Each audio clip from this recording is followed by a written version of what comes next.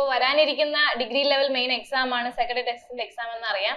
അപ്പോൾ നോട്ടിഫിക്കേഷൻ ഒരു നവംബർ ഡിസംബറോടുകൂടി പ്രതീക്ഷിക്കുന്നുണ്ട്. അപ്പോൾ അതിന്റെ സിലബസും കാര്യങ്ങളുമാണ് നമ്മൾ ഡിസ്കസ് ചെയ്യുന്നത്. അപ്പോൾ ചാനൽ സബ്സ്ക്രൈബ് ചെയ്തിട്ടില്ല എങ്കിൽ നിങ്ങൾ ചാനലിലൂടെ സബ്സ്ക്രൈബ് ചെയ്യുക. അപ്പൊ നമുക്ക് സിലബസിലേക്ക് പോവാം. അപ്പോൾ സെക്രട്ടറി ടെസ്റ്റിന്റെ എക്സാം സിലബസ് എന്ന് പറയുമ്പോൾ പറഞ്ഞതുപോലെ മെയിൻസും ഉണ്ട്, പ്രിലിംസും ഉണ്ട്, മെയിൻസും ഉണ്ട്. പ്രിലിംസിന്റെ സിലബസ് എന്ന് പറയുന്നത് കോമൺ ഡിഗ്രി പ്രിലിമിനറി എക്സാമിന് എല്ലാ ഡിഗ്രി യോഗ്യതയുള്ള എക്സാംസിനും ഒരു സിലബസ് തന്നെയാണ്. അപ്പൊ ആ സിലബസ് തന്നെയാണ് നമ്മൾ സെക്രട്ടറി ടെസ്റ്റിന്റെ പ്രിലിംസിനും നമ്മൾ ഫോളോ ചെയ്യുന്നത്. അപ്പൊ നമ്മുടെ കയ്യിലുണ്ട് 2024 ഡിഗ്രി പ്രിലിംസിന്റെ സിലബസ് ഇറക്കിയിട്ടുണ്ട്. അപ്പോൾ ഇതിന്റെ നോട്ടിഫിക്കേഷൻ വരുമ്പോൾ ഇതിന്റെ കൂടെ അവര് സിലബസ് ഇറക്കും. പക്ഷെ ഇതിൽ വ്യത്യാസമൊന്നും വരത്തില്ല. മെയിൻസിന് വ്യത്യാസം വരുമോ ഇല്ലയോ നമുക്ക് അറിയില്ല. അപ്പൊ ഇപ്പൊ നമ്മുടെ കയ്യിലുള്ള സിലബസ് വെച്ച് തന്നെയാണ് നമ്മൾ മുന്നോട്ട് പഠിച്ചു പോകുന്നത്. അപ്പൊ സിലബസ് എങ്ങനെയാണെന്ന് നോക്കാം. അപ്പോൾ 2024 അവർ PSC പുറത്താക്കിയ ഡിഗ്രി ലെവൽ കോമൺ പ്രിലിമിനറി എക്സാമിനേഷന്റെ സിലബസ് ആണിത്. അപ്പൊ അതിൽ നോക്കി കഴിഞ്ഞാല് എന്താ ജനറൽ നോളജ് മെയിൻ ആയിട്ടുണ്ട്. ഇപ്പൊ ജനറൽ നോളജില് history 10 mark, geography 5 mark, economics 5, civics 5. അപ്പം സിവിക്സ് ആണ് ഇതില് സെപ്പറേറ്റ് നമ്മൾ ശ്രദ്ധിക്കേണ്ടത്. സിവിക്സ് 5 ആണ്. സാധാരണ എക്സാമിൽ നിന്ന് സിവിക്സ് ഇച്ചിരി കൂടുതലായിട്ട് ചോദിക്കും. ഇന്ത്യൻ കോൺസ്റ്റിറ്റ്യൂഷൻ 5 ആണ്. അതുപോലെ ആർട്സ്, കൾച്ചർ, സ്പോർട്സ് 10 മാർക്കിനാണ്. അത് ശ്രദ്ധിക്കുക. ആർട്സ്, ലിറ്ററേച്ചർ, കൾച്ചർ, സ്പോർട്സ് എത്ര മാർക്കിനാണ്? 10 മാർക്കിനാണ് ചോദിക്കുന്നത്. അതുപോലെ തന്നെ കമ്പ്യൂട്ടർ ഒരു 5 മാർക്കിന് ചോദിക്കുന്നുണ്ട്. Science and technology 5 മാർക്കിനാണ്. മെയിൻസിന് വരുമ്പോഴത്തേനും ഫിസിക്സ്, കെമിസ്ട്രി, ബയോളജി എന്ന് പറഞ്ഞതൊന്ന് ഡിസ്ട്രിബ്യൂട്ട് ചെയ്തിട്ടുണ്ടാവും. പിന്നെ ഒരു സുപ്രധാന നിയമങ്ങൾ, ആക്റ്റും കാര്യങ്ങളും എക്സ്ട്രാ വരുന്നത്. അതാണ് ഇതിൽ നിന്ന് വ്യത്യാസമുള്ളത്. സെയിം സംഭവങ്ങൾ തന്നെയാണ്. ഇതിൽ പഠിക്കുന്നതിൽ കുറച്ചുകൂടി ഡീപ്പായിട്ട് മെയിൻസ് തന്നെയാണ്. ടോപ്പിക്കുകളെല്ലാം സെയിം തന്നെയാണ്. ഇവിടെ ഒരു സിവിക്സ് വരുന്നുണ്ട്. പിന്നെ സയൻസ് ആൻഡ് ടെക്നോളജിയില് ഫിസിക്സ്, കെമിസ്ട്രി, ബയോളജി എന്നൊരു സെപ്പറേറ്റ് ആയിട്ട് എഴുതിയിട്ടുണ്ട്. അത്രേ ഉള്ളൂ. പിന്നെ എന്താണ് മാത്സ്, ഇംഗ്ലീഷ്, മലയാളം. മാത്സും ഇംഗ്ലീഷും 20 മാർക്കാണ്, മലയാളം 10 മാർക്കാണ്. അപ്പൊ നമുക്കിത് മൊത്തത്തിൽ തന്നെ എത്രയാണ്? 50. ഇത് നമ്മളൊന്ന് സ്ട്രോങ് ആയി കഴിഞ്ഞാൽ ഈ പോർഷൻസ്, അതായത് മാത്സ്, ഇംഗ്ലീഷ്, മലയാളം എന്നുള്ളൊരു പോർഷൻ നമ്മള് കുറച്ച് സ്ട്രോങ് ആക്കി കഴിഞ്ഞാൽ നമുക്ക് പിന്നെ എന്താ GK നമുക്ക് നമ്മൾ എന്തായാലും GK പഠിക്കുന്നത്. അപ്പൊ അതിന്ന് കുറച്ച് മാർക്ക് കിട്ടും. അപ്പൊ നമുക്ക് പ്രിലിംസ് കിട്ടാൻ കുറച്ച് എളുപ്പമായിരിക്കും. ഇത് നല്ല സ്ട്രോങ് ആയിരിക്കും. അപ്പൊ നമ്മളൊരു 20 മാർക്ക് ആണെങ്കിൽ ഒരു 18-19 മാർക്ക് സ്കോർ ചെയ്യാൻ ശ്രമിക്കുക. ഇപ്പൊ ഒരു 50 മാർക്കിൽ ഒരു 42 ഇടയ്ക്ക് മാർക്ക് വാങ്ങിച്ചു കഴിഞ്ഞാൽ ബാക്കി ഹിസ്റ്ററി, ജിയോഗ്രഫി നമുക്ക് കിട്ടും. പിന്നെ ഇതില് കറണ്ട് അഫയേഴ്സ് ഒന്നും പ്രത്യേകിച്ച് പറഞ്ഞിട്ടില്ല. കറണ്ട് അഫയേഴ്സ് എങ്ങനെയാന്ന് വെച്ചാല് ഹിസ്റ്ററി, ജിയോഗ്രഫി, എക്കണോമിക്സ് ഇതിന്റെ കൂടെ എല്ലാം റിലേറ്റഡ് ആയിട്ട് കറണ്ട് അഫയേഴ്സ് നടക്കുന്നുണ്ടല്ലോ. അപ്പം ആ കറണ്ട് അഫയേഴ്സ് ആണ് അവർ ചോദിക്കുന്നത്. പ്രത്യേകിച്ച് കറണ്ട് അഫയേഴ്സ് പ്രത്യേകം എത്ര മാർക്ക് എന്ന് ഡിസ്ട്രിബ്യൂട്ട് ചെയ്തിട്ടില്ല. അപ്പൊ ഇതിന്റെ ഡീറ്റെയിൽ ആയിട്ടുള്ളത് നമ്മൾ പോകുമ്പോൾ നമുക്ക് കാണാൻ പറ്റും. ഇപ്പൊ ഹിസ്റ്ററി എടുക്കുവാണ്, കേരള, ഇന്ത്യ, വേൾഡിലെ ഹിസ്റ്ററി ആണിത്. അപ്പം ഇതിന്റെ പ്രത്യേകം അവർ പറഞ്ഞിട്ടുണ്ട് current affairs related to relevant topic. അപ്പം ഈ ടോപ്പിക്കുകളിൽ നടക്കുന്ന കറണ്ട് അഫയേഴ്സ് അവർ ചോദിക്കും. അതായത് കറണ്ട് അഫയേഴ്സിന് അവർ എത്ര മാർക്കാണെന്ന് പ്രത്യേകം പറഞ്ഞിട്ടില്ല എന്നേ ഉള്ളൂ. കറണ്ട് അഫയേഴ്സ് ഇതിന്റെ ഇത്രയും കൂടെ തന്നെ അങ്ങ് ചോദിക്കുകയാണ് ചെയ്യുക. അപ്പൊ നമ്മൾ ഇത് 50 മാർക്കാണ്. അപ്പൊ ഞാൻ പറഞ്ഞ പോലെ ഇതൊന്ന് സ്ട്രോങ് ആക്കി വെക്കുക, ബാക്കിയെല്ലാം ഒന്ന് പഠിച്ചു വെക്കുക. അപ്പൊ നമുക്ക് പ്രിലിംസ് പെട്ടെന്ന് കയറാൻ പറ്റും. പക്ഷെ മെയിൻസിന് ചെല്ലുമ്പോൾ ഇങ്ങനെയല്ല. മെയിൻസിന് എല്ലാ ടോപ്പിക്കും നന്നായിട്ട് ഡീപ്പായിട്ട് പഠിച്ചാൽ മാത്രമേ നമുക്ക് കിട്ടത്തുള്ളൂ. നിങ്ങൾക്കറിയാം, ഒരു സ്റ്റാൻഡേർഡ് ക്വസ്റ്റ്യൻസ്, ഒരു UPSC ലെവലിലേക്ക് ഉയർന്നുകൊണ്ടിരിക്കുന്ന ഒരു നിലവാരത്തിലുള്ള ക്വസ്റ്റ്യൻ പേപ്പറുകളാണ് ഇപ്പോൾ വരുന്നത്. അപ്പൊ നിങ്ങൾ എന്ത് ചെയ്യുക? അത്യാവശ്യം നന്നായിട്ട് പഠിക്കുക. നല്ല ജോലിയാണ്. നല്ല ഹാർഡ് വർക്ക് ചെയ്താൽ മാത്രമേ കിട്ടത്തുള്ളൂ. സാധാരണ ഒരു സീസണൽ എക്സാമിനർ പോലെ നോട്ടിഫിക്കേഷൻ വന്നു, എക്സാം എഴുതാൻ പോകുന്നു, അങ്ങനെ പോകുന്നവർക്ക് കിട്ടത്തില്ല. നന്നായിട്ട് പഠിക്കുന്നവർക്ക് മാത്രം കിട്ടുന്ന ഒരു എക്സാം ആണ് സെക്രട്ടറി ടെസ്റ്റ്. അപ്പൊ നമുക്ക് ഹിസ്റ്ററി നോക്കുകയാണെങ്കിൽ 10 മാർക്കിനാണ്. അതിൽ അത്യാവശ്യം ഡീറ്റെയിൽ ആയിട്ട് ഏതൊക്കെയാണ് നോക്കേണ്ടതെന്ന് ഇവർ കൊടുത്തിട്ടുണ്ട്.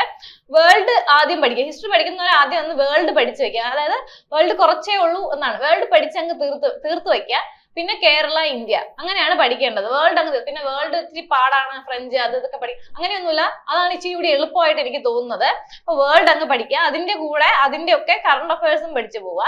അതുപോലെ തന്നെ ജിയോഗ്രഫി എല്ലാത്തിലും എഴുതിയിട്ടുണ്ട്. കറണ്ട് അഫയേഴ്സ് കൂടെയാണ് ചോദിക്കുന്നത്. പ്രത്യേകം മാർക്ക് പറഞ്ഞിട്ടില്ല. അപ്പോ ബേസിക് ജിയോഗ്രഫി ഇന്ത്യയുടെയും കേരളത്തിന്റെയും പിന്നെ എർത്തിന്റെയും. അപ്പം ഏറ്റവും കുറവുള്ളത് എന്തായാലും നമ്മളൊന്ന് പെട്ടെന്ന് പഠിക്കുക. അത് കഴിഞ്ഞിട്ട് ബാക്കി പഠിച്ചു പോവുക. അതുപോലെ എക്കണോമിക്സ് ഉണ്ട്. എക്കണോമിക്സ് 5 മാർക്കിനാണ്. ഇക്കണോമിക്സ് 5 മാർക്കിനാണ്. സാധാരണ നാഷണൽ ഇൻകം മറ്റേ എന്താ നമ്മുടെ പഞ്ചവത്സര പദ്ധതികള്, ഹരിത വിപ്ലവം, അങ്ങനത്തെ കാര്യങ്ങൾ. പിന്നെ കുറച്ച് എന്താ കഴിഞ്ഞ വർഷത്തെ സെക്രട്ടറി റെസിഡന്റ് എക്സാം കണ്ടിട്ടുണ്ടായും, കുറച്ച് പ്രോബ്ലമാറ്റിക് ആയിട്ടാണ് ചോദിക്കുന്നത്. അതുകൂടി ചെയ്തു വെക്കുക, മെയിൻസിനായാലും പ്രിലിംസിനായാലും. അതിന്റെ കൂടെയും എന്തുണ്ട്, കറണ്ട് അഫയേഴ്സ് ഉണ്ട്. അപ്പൊ എക്കണോമിക്സിന്റെ കറണ്ട് അഫയേഴ്സ് കുറച്ചുകൂടി ഇമ്പോർട്ടന്റ് ആണ്, നോക്കി വെക്കുക. അതുപോലെ ഈ പറഞ്ഞതുപോലെ സിവിക്സ് ആണ് എക്സ്ട്രാ വരുന്നത്. അതായത് പബ്ലിക് അഡ്മിനിസ്ട്രേഷൻ വരുന്നുണ്ട്, പിന്നെ ബ്യൂറോക്രസി, ഇ ഗവേണൻസ്, പിന്നെ ലോക്പാൽ, ലോകായുക്ത, ഹ്യൂമൻ റൈറ്റ്സ്, ഇങ്ങനെ കൺസ്യൂമർ പ്രൊട്ടക്ഷൻ, അങ്ങനത്തെ കുറച്ച് സംഭവങ്ങൾ, സോഷ്യൽ വെൽഫെയർ, ലാൻഡ് റീഫോംസ്, അങ്ങനെ കുറച്ച് കാര്യങ്ങളാണ് സിവിക്സ് എന്ന് പറയുന്ന ടോപ്പിക്കിൽ വരുന്നത്. 5 മാർക്കിനാണ് ചോദിക്കുന്നത്. അതുപോലെ അടുത്ത ഇന്ത്യൻ കോൺസ്റ്റിറ്റ്യൂഷൻ. ഇന്ത്യൻ കോൺസ്റ്റിറ്റ്യൂഷൻ വളരെ വ്യക്തമായിട്ട് എന്തൊക്കെയാ പഠിക്കേണ്ടതെന്ന് പറഞ്ഞിട്ടുണ്ട്, വളരെ വ്യക്തമായിട്ട് വരുന്നുണ്ട്. അത് മാത്രം പഠിക്കുക. പക്ഷെ പഠിക്കുന്നത് സ്റ്റേറ്റ്മെന്റ് ടൈപ്പ് ക്വസ്റ്റ്യൻ ആയിരിക്കും ചോദിക്കുന്നത്. അപ്പൊ അതുകൊണ്ട് കുറച്ച് ഡീപ്പായിട്ട് ഓർത്ത് വെക്കുന്ന രീതിയിൽ കണക്റ്റഡ് ആയിട്ട് പഠിച്ചു വെക്കുക. അപ്പൊ അതും 5 മാർക്കിനാണ്. സാധാരണ 10 മാർക്കിനൊക്കെയാണ് നമ്മൾ സാധാരണ ഒരു എക്സാം, PSC എക്സാം എഴുതുമ്പോൾ കോൺസ്റ്റിറ്റ്യൂഷൻ മെയിൻ ആയിട്ട് നമ്മളൊരു 10-15 മാർക്കിനൊക്കെ പഠിച്ചു വെക്കും. പക്ഷെ ഇതിൽ 5 മാർക്കിന് മാത്രമേ ചോദിച്ചിട്ടുള്ളൂ. വളരെ വ്യക്തമായിട്ട് എന്തൊക്കെയാ പഠിക്കേണ്ടത് സിലബസിലുണ്ട്. ആദ്യം സിലബസ് അറിഞ്ഞ് പഠിക്കുക. സിലബസ് അറിയാതെ വെറുതെ വാരി വലിച്ചിട്ട് പഠിക്കുക. അതൊരു റാങ്ക് ഫയൽ വാങ്ങിച്ച് വെറുതെ വാരി വലിച്ച് പഠിക്കാതിരിക്കുക. സിലബസ് എന്താണെന്ന് അറിഞ്ഞ് അത് കവർ ചെയ്ത് തന്നെ പോവുക. അതിലും എന്താണ് നമ്മുടെ കറണ്ട് അഫയേഴ്സ് വരുന്നുണ്ട്. അതുപോലെയാണ് ആർട്സ്, സ്പോർട്സ്, ലിറ്ററേച്ചർ വരുന്നത്. കലാ, കായികം, സാഹിത്യം വരുന്നുണ്ട്. അത് കുറച്ച് നന്നായിട്ട് പഠിക്കണം, കാരണം അതൊരു 10 മാർക്കിനാണ് ചോദിച്ചിരിക്കുന്നത്.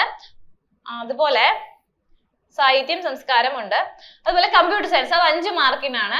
കുറച്ച് സൈബർ ലാസ് നന്നായിട്ട് പഠിക്കുക. ഹാർഡ്വെയറും സോഫ്റ്റ്വെയറും പഠിക്കുക. അത് കുറച്ച് നിങ്ങൾക്ക് അറിയുന്ന കാര്യങ്ങളാണ്. അപ്പോൾ ഹാർഡ്വെയറും സോഫ്റ്റ്വെയറും പഠിക്കുക. പിന്നെ ഇന്റർനെറ്റ്, പിന്നെ കുറച്ച് സൈബർ നെറ്റ്വർക്ക് ലാസ്, അങ്ങനെയൊക്കെ കുറച്ച് പഠിക്കുക. അതുപോലെ സയൻസ് ആൻഡ് ടെക്നോളജി 5 മാർക്കിനാണ് ചോദിക്കുന്നത്. Science and technology 5 mark.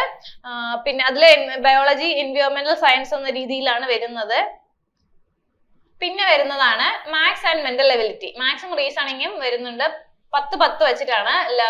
Arithmetic, അതായത് മാത്സ് 10 മാർക്കിനും റീസണിങ്, മെന്റൽ എബിലിറ്റി 10 മാർക്കിനുമാണ് ചോദിക്കുന്നത്.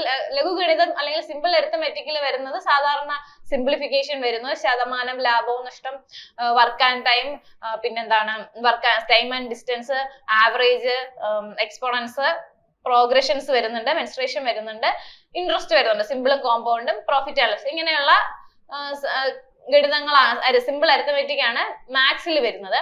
അതുപോലെ മെന്റൽ എബിലിറ്റി വരുമ്പോൾ നമ്മൾ നോക്കേണ്ടത് നമ്പർ സീരീസ് ഉണ്ടാവും, പിന്നെന്താണ് മാത്തമാറ്റിക്സ് സയൻസ് വെച്ചിട്ടുള്ളത് ഉണ്ടാവും. ഇത് ഇങ്ങനെയാണ്, പ്ലസ് മൈനസ് ഒക്കെ വെച്ചിട്ട് അത് സിംപ്ലിഫൈ ചെയ്ത് എഴുതാനുണ്ടായിരിക്കും. പിന്നെ ഡയറക്ഷൻ ഉണ്ടാവും, ബ്ലഡ് റിലേഷൻ ഉണ്ടാവും, ഓഡ് മാൻ ഔട്ട് ഉണ്ടാവും, കോഡിങ് ഡീകോഡിങ് ഉണ്ടാവും. പിന്നെ അനലോഗി എന്ന് പറഞ്ഞൊരു സാധനമുണ്ട്, സമാന ബന്ധങ്ങൾ. ഇത് ഇങ്ങനെ എഴുതാമെങ്കിൽ ഇത് എങ്ങനെ എഴുതാം, അങ്ങനെയൊക്കെ ഇംഗ്ലീഷിലും മലയാളത്തിലും ഒക്കെ ചോദിക്കും.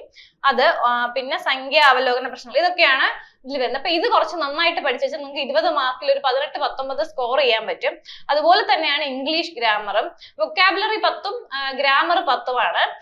പിന്നെ അതിൽ sentence, speech, question tag, tense, preposition, അങ്ങനെ കുറെ സാധനങ്ങൾ, active passive voice, degree of comparison, അങ്ങനെ സെന്റൻസ് കറക്ഷൻ ഒക്കെ ചോദിക്കും.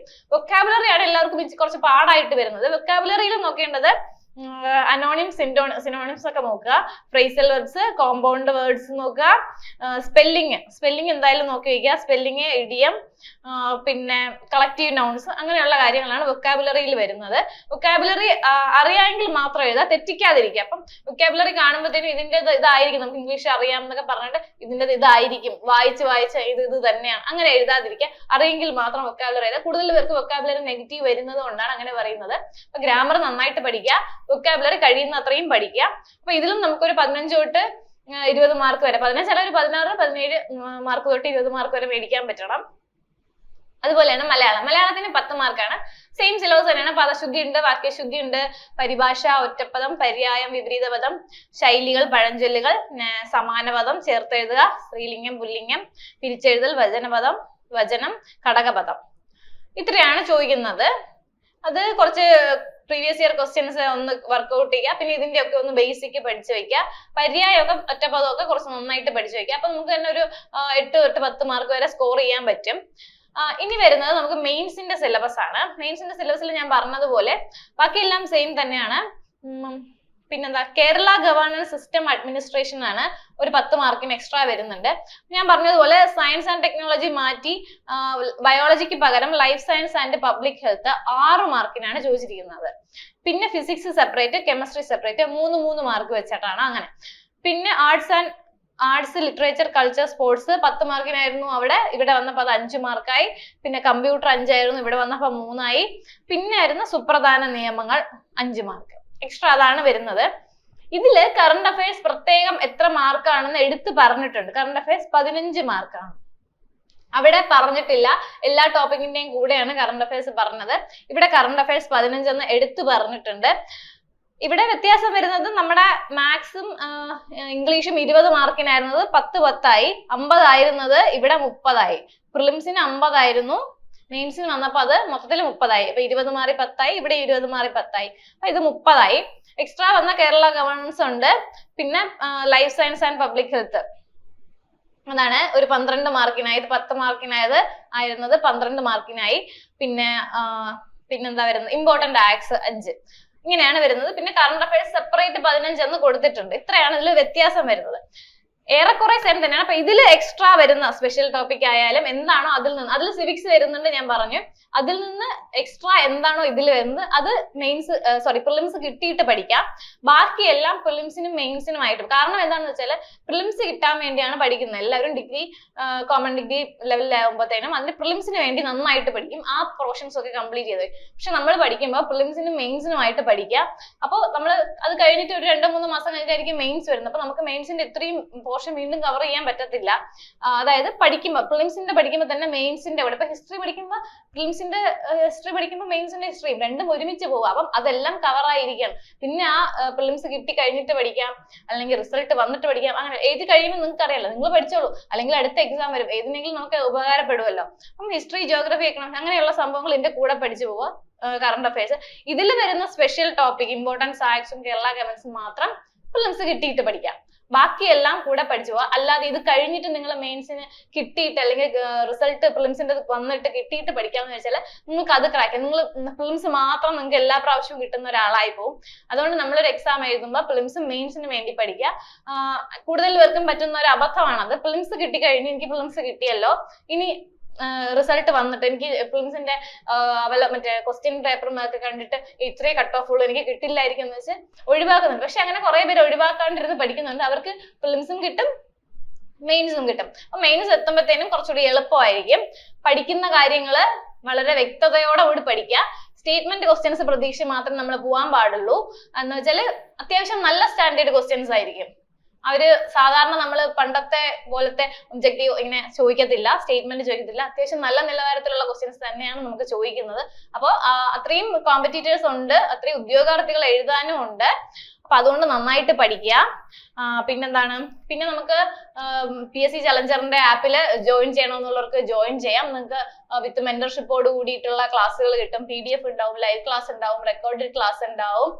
പിന്നെന്താണ്, ഡെയിലി എക്സാംസ് ഉണ്ടാവും. കറണ്ട് അഫയേഴ്സിന് ഡെയിലി എക്സാം ഉണ്ടാവും, അല്ലാത്ത ഡെയിലി എക്സാം, ടോപ്പിക് വൈസുള്ള എക്സാം ഉണ്ടാവും, മന്ത്ലി എക്സാംസ് ഉണ്ടാവും. അപ്പൊ നിങ്ങൾക്ക് നന്നായിട്ട് അതൊരു സ്റ്റഡി പ്ലാൻ വെച്ച് ഈ സിലബസ് കംപ്ലീറ്റ് ചെയ്യണമെന്നുണ്ടെങ്കിൽ നിങ്ങൾ PSC ചലഞ്ചറിന്റെ ആപ്പിൽ ജോയിൻ ചെയ്യുക.